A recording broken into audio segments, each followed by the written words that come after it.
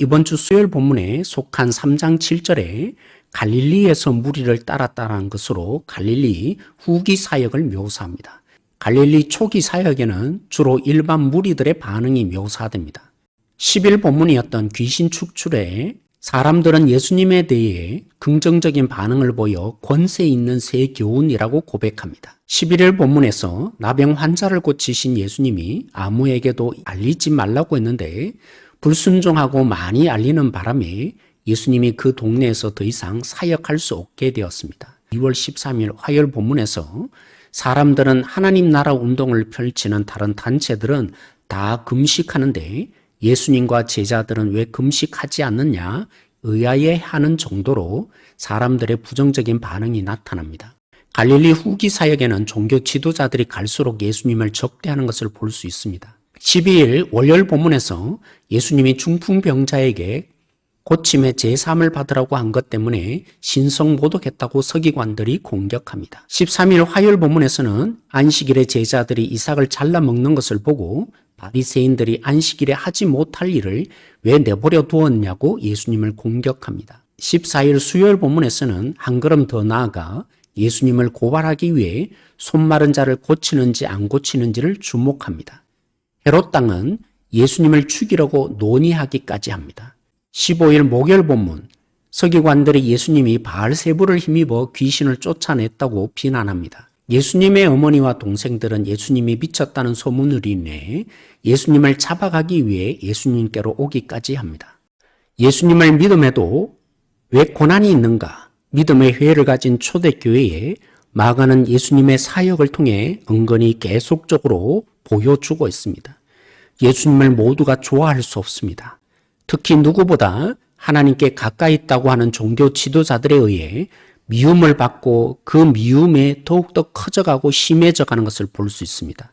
하물며 예수님을 믿는 우리야 이 세상에서 오죽하겠습니까? 예수님을 좋아하더라도 순종하지 않는 나병 환자로 인해서 예수님의 사역에 방해가 일어났던 것처럼 무조건적인 평안함이 우리 신앙에 다 좋은 것이 아닙니다. 문제 가운데서도 하나님과 함께함이 형통입니다. 안식일과 관련된 화요일과 수요일 본문을 조금 더 세밀하게 살펴보십시다.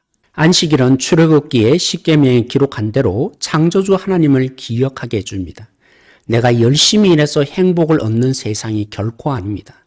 창조주 하나님을 기억하며 예배하는 가운데 하나님으로 인해서 사는 것을 배웁니다. 아담으로 인해서 깨어진 세상, 죄가 지배하는 세상에 하나님이 다시 오셔야 온전히 회복될 수 있음도 깨닫게 됩니다. 안식일은 신명기의 십계명에 기록한 대로 구원의 하나님을 기억하게 해줍니다. 나를 지어서 구원하신 하나님, 그 사랑에 나도 주님을 사랑하는 자로 살게 됩니다. 그런데 안식일에 담겨있는 본질인 하나님을 잃어버리고 일하지 않는 계명 자체만 남겨져 있을 때 어떤 일이 발생합니까? 왜 밀을 잘라 먹는 안식일에 하지 말아야 할 것을 하느냐며 예수님을 책망하게 되죠. 배가 고픈 다윗에게 제사장 아비아달이 제사장들만 먹을 수 있는 진설병을 주었다는 예를 들어서 사람을 위해 안식일이 있다고 하셨습니다. 창조주 하나님, 구원의 하나님, 다시 오실 하나님을 만나고 기억함으로 하나님으로 인해서 살게 되니까 우리를 위한 안식일의 계명인 거죠. 하나님의 본질을 놓치니 손 마른 자를 고치나 안 고치나 예수님을 시험하는 일까지 했습니다. 안식일에 생명이 태어나고 생명이 죽기까지 합니다. 그래서 그들은 하나님은 안식일에 생명에 관한 부분에 있어서는 일을 하신다. 그러니 우리도 생명에 관련되어서는 일해도 괜찮다는 어리석은 적용을 했습니다. 하나님을 놓친 그들은 결국 안식일 법으로 사람을 죽이는 어처구니 없는 일을 한다고 예수님은 책망하셨습니다.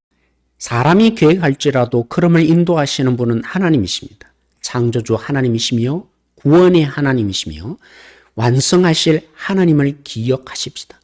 세상을 통치하시는 하나님, 그 주님이 우리를 완벽하게 온전한 사람으로 다시 바꾸기 위해서 오실 것입니다.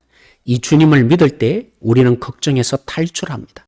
두려움에서 벗어나게 됩니다.